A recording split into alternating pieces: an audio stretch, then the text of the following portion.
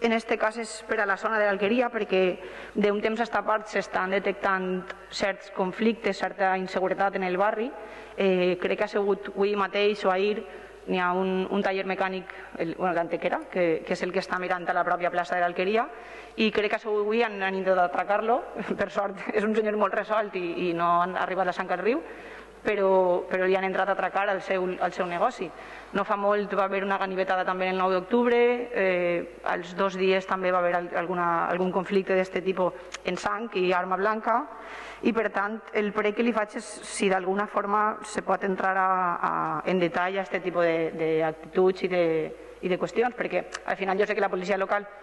el seu àmbit d'actuació és tot el municipi, però quan hi ha alguns conflictes reiterats en alguna zona, no sé si la forma serà estar més atents a aquestes zones o en general, o no ho sé, però simplement el prec que faig és que per favor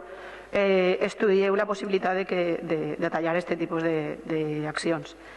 I després, per lo que li comentava ara mateix al meu company Fran, li contestava sobre la conflictivitat laboral.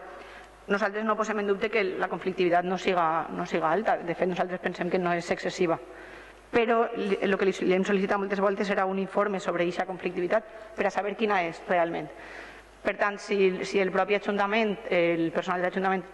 no pot fer aquest informe, com bé vostè diu, tenim un servei jurídic extern que ens ajuda en aquest tipus de qüestions.